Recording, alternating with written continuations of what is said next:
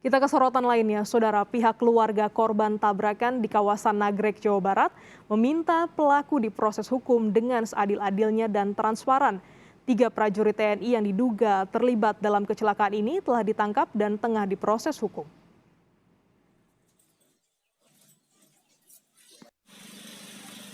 Pasca ditangkapnya 3 oknum anggota TNI Angkatan Darat, pelaku penabrak Handi Saputra dan Salsabila di kawasan Nagrek, Jawa Barat.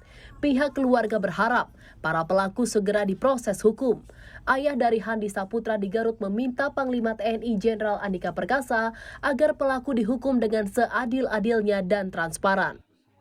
Dari pihak keluarga tetap hukum harus ditegakkan, karena kan di Indonesia ada hukum.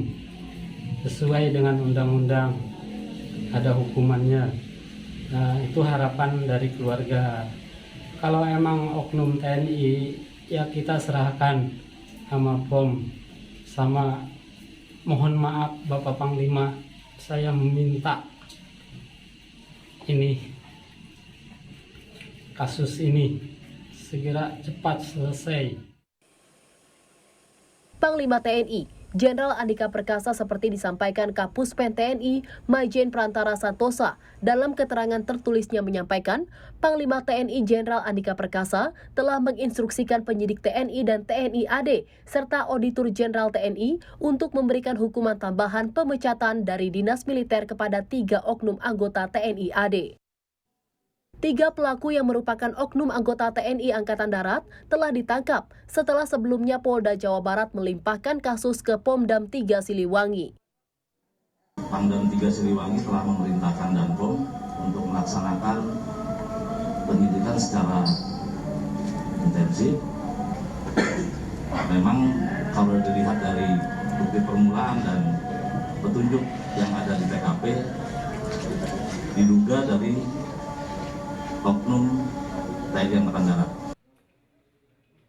Ketiga pelaku diancam dengan pasal berlapis, mulai dari pasal tentang lalu lintas dan angkutan jalan raya, hingga pasal pembunuhan berencana dengan ancaman penjara seumur hidup.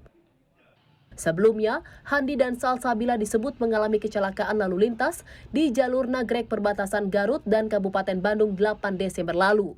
Korban sedang berboncengan motor saat ditabrak mobil dari arah berlawanan.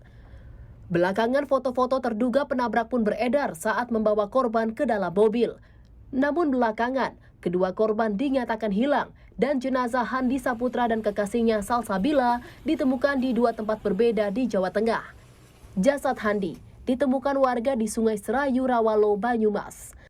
Saat ditemukan, di tubuh korban terdapat sejumlah luka di bagian leher dan kepala. Sementara korban lainnya Salsabila ditemukan di Sungai Serayu, Adipala, Cilacap.